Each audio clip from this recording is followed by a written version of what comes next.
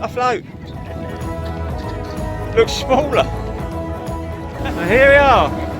We're finally on the water with the CJR14.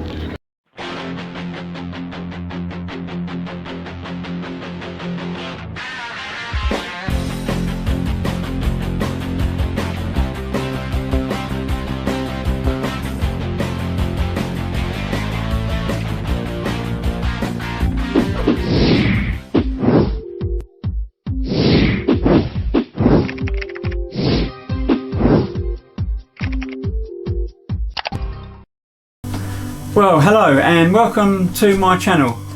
This video is all about the first run on the boat on the CJR14, and for those of you that haven't seen the first video, it might be an idea to go back to this video and watch that one first of all. It's all about how to restore a CJR14, or in fact any small boat really, on a budget, and we did this on not much money at all. In the video we mentioned about no life jackets. Of course that was a joke. We have got life jackets on the boat, and I certainly wouldn't advocate the idea of going on any boat anywhere without life jackets. That's a prime safety issue, so always take life jackets. So yeah, this was our first run on the CJR14, a pretty successful trip. No real major problems, one or two issues here and there which I'm going to mention in the video. It was a nice evening, very sunny, very warm. High tide was fairly low, making it a little bit difficult for the recovery on the trailer for the first time, because I haven't done this for years anyway. And we thought it was going to be fairly quiet at that time. High tide at 9:40, we got down there about 6:30. And there were lots of rowers down there and other boats, and it wasn't exactly what I was hoping for. I was expecting the slipway to myself, with Mark and I and our friends, but we didn't get it. Never mind, we had a good time, everything worked out okay. One or two problems with the boat that we've got to sort out that I'm going to mention in this video. So here we are, and enjoy. Here we are, virtually a year after we bought the boat, and it's the first time it's going in the water tonight. We've got a gentle breeze going out down Two Tree, the island that we spoke about and the old place we used to go. So, any thoughts on it at all? Or? No, I think we should be alright, to be honest with you. I think everything should go well. We've not got any life jackets, and that's always a good sign, because they never had enough of the Titanic. So. No, we should be alright, we're in the creek, so yeah, we'll be fine. So hopefully we'll see you sort of sometime just before it gets dark.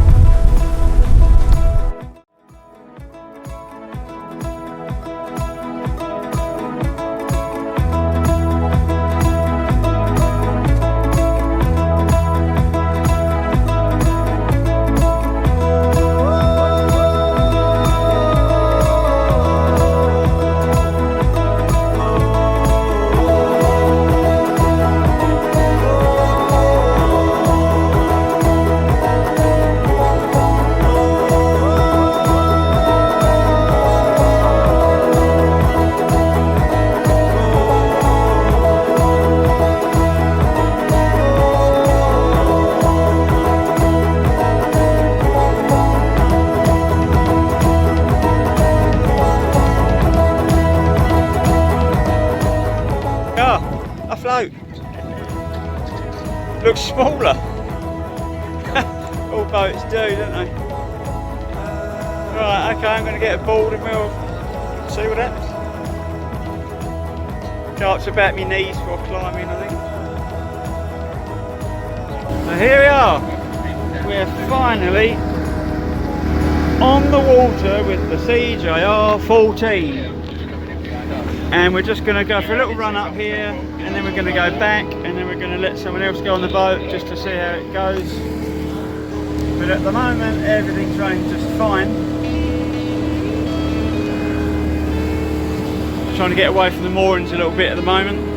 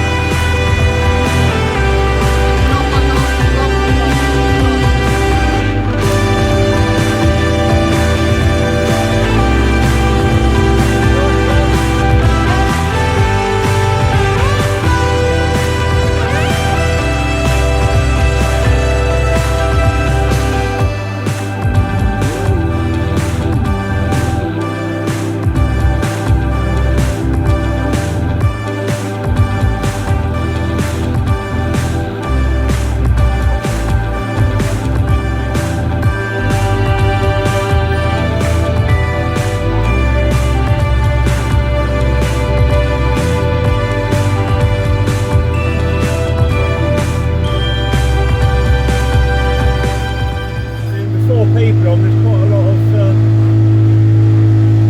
water being chucked over the front.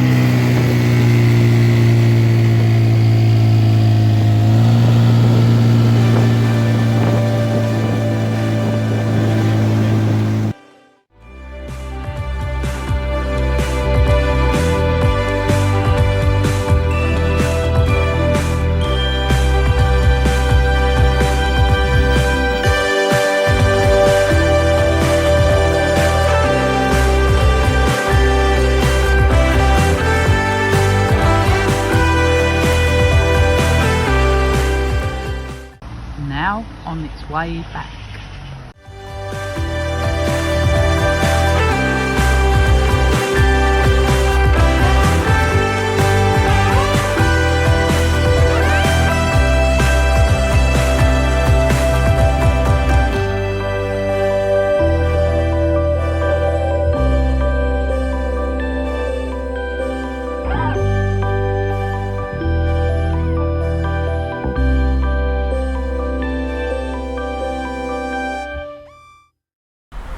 Now last year when I wired in the stop button all the way back to the console, I wired in this red breakaway lead and stop button. Unfortunately this has been causing some problems on the electrics on the engine that I only today found out about, despite running the boat the other day and also testing it at home. And in an emergency, if this was attached to somebody, it would come out and stop the engine. Now as you heard there was a buzz, but it's not buzzing now. There's some kind of a intermittent problem on this circuit, even though the cable is brand new. If I isolate it here, you can hear it buzzing. Every time it buzzes, it's completing the circuit, which will stop the engine. But it seems there's some kind of a problem here. If you look at the meter now, I have the emergency switch pulled. There should be a buzzing sound to say that the circuit is being completed, killing the engine. And I've got all this resistance in the line. I've got the emergency cord here, so at this point the engine would still be running. Great news is that when I measure from here to here, there's no resistance at all, and from here to here, so this was something to do with the way that this was wired in. Now this would probably cause starting issues, because what we would effectively have is a coil supply grounding down to earth. Very slightly of course, but could be causing lots of issues. So I'm going to rewire this now. Delving into this even further, I found that the earth connection on here, I don't know whether you can see that, it's actually moving. It's not even tight on there. I wondered if there may have been a problem recently, because it did seem a little bit harder to start than when we first bought it, and the only thing I've done is added this in. When I measure the resistance on the cables there, I've got almost just short of 4,000 ohms, and I'm sure that that is causing a problem. So today I've disconnected this, it's completely dead up to the control centre, and underneath here I've got no resistance at all on the cables. But I would have liked the breakaway switch to work just in case of an emergency. So I shall have to investigate this further and see what I can find.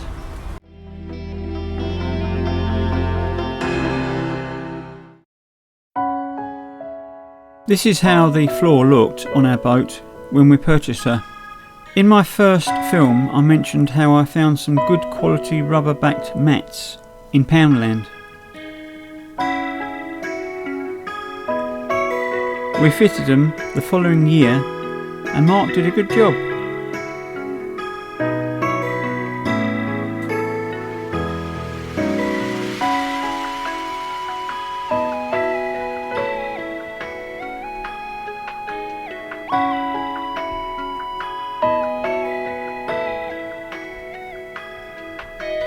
I managed to finish off the towing extension made from a scaffold pole.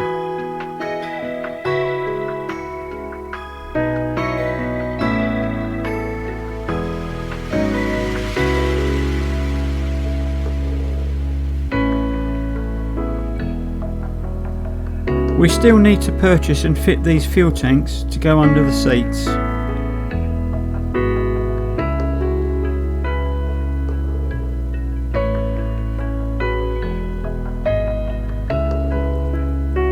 I managed to pick these paddles up from someone advertising them on Facebook, on Marketplace. Now down here you can see the paddle, which is firmly attached to the side of the boat there. Now I was originally going to mount these down here on the actual fiberglass, and my friend Ian Bowler came around and he said no, he said much better idea, why don't you put the clamps for them right up the top there. They'll tuck away quite nicely underneath the transom, which they do, and of course we've got one each side, and we did try them out the other night and they're very easy to detach and use. So well done Ian, thanks very much for that suggestion.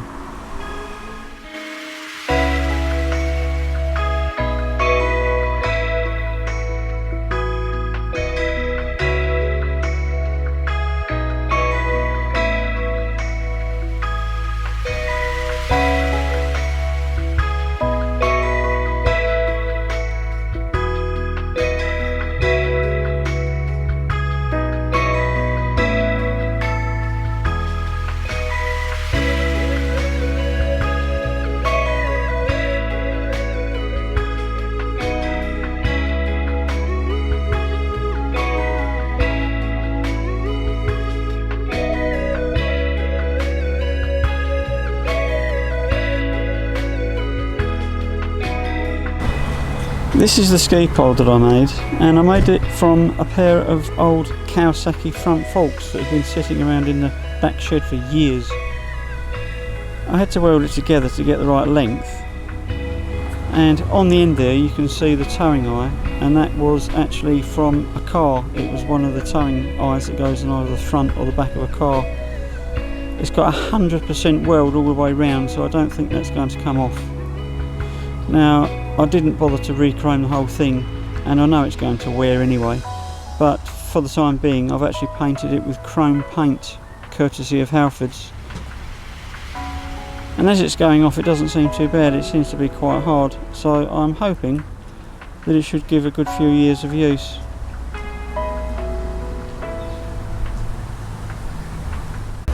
Now down here you will see the ski pole base. That's made of solid hardwood, and it's been glued to the floor and fiberglassed in place, and this is how the ski pole that I've made will actually attach to the floor. It's very sturdy indeed, and all I need to do now is to put a stainless steel U-clamp through the back of the transom there, and that will hold it in place, and it will come quite a way above the engine. It's going to be perfectly clear of the engine, and it will be just used for fun things like towing skiers and of course a wakeboard and all the things that you generally tow behind the boat for fun. This drainage hole was really too high, and it was causing a build-up of water in the drainage well. Rover Vermilion paint is almost an exact match for our colour of the boat.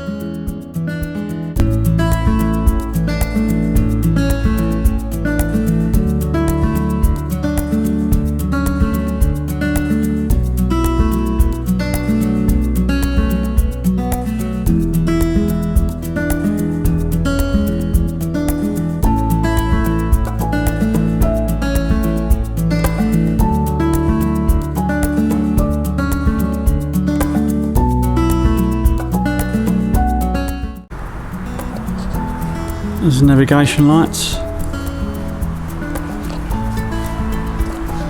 and the master light.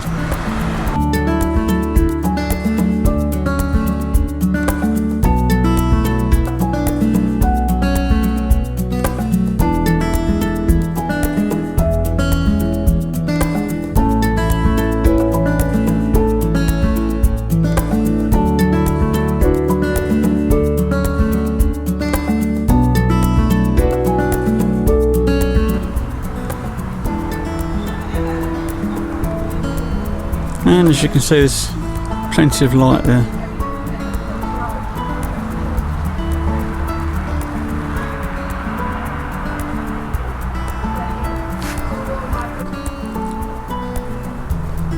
This is the deck from the back of the boat at night time. You can see how dark it is through the windows there now. And you know, there's plenty of light in there if you were at night time fishing. And there's the console with the navigation system.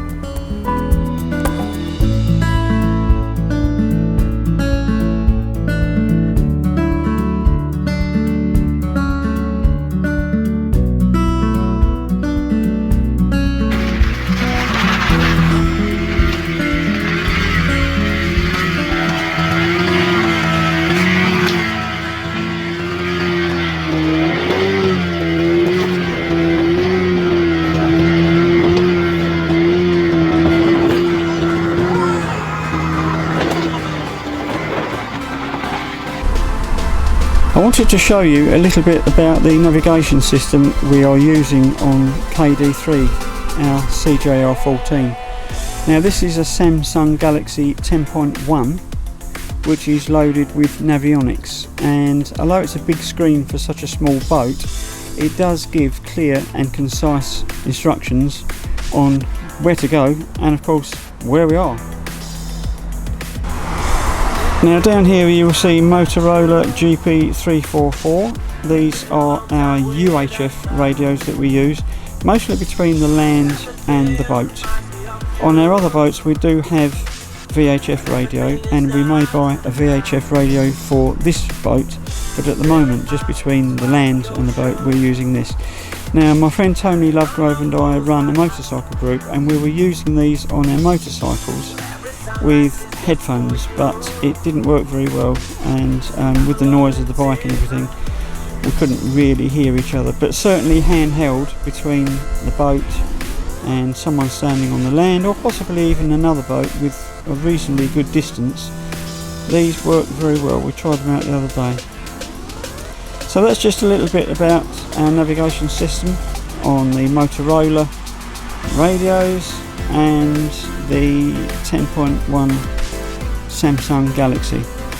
And as you can see, we've got all the facilities that I described in the first film I made about this boat for charging the phones and any other 12-volt appliances that we want to, including actually running the power to the navigation system.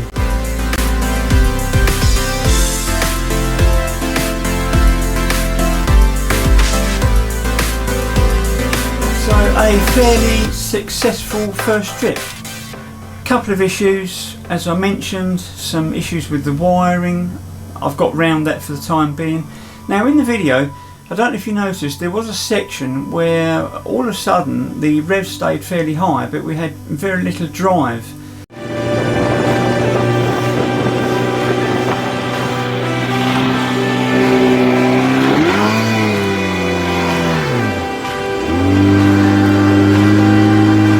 Now I believe this is like some kind of cavitation, not quite sure.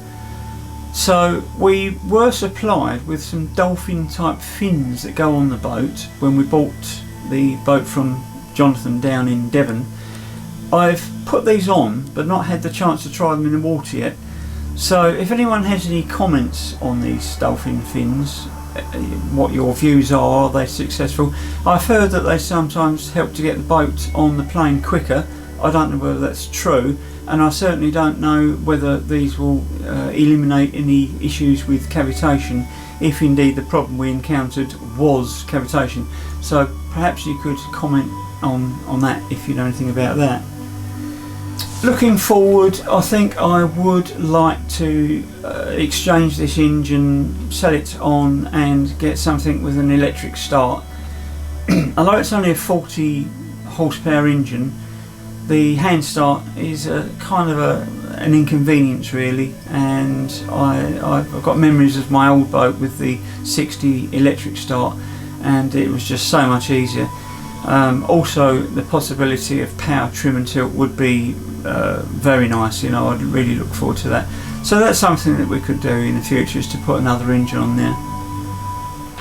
Yeah, so that's about it. Thank you very much for watching this film, and we are just going to go out there now and enjoy the rest of the summer whilst we can and have some fun. So thanks for watching.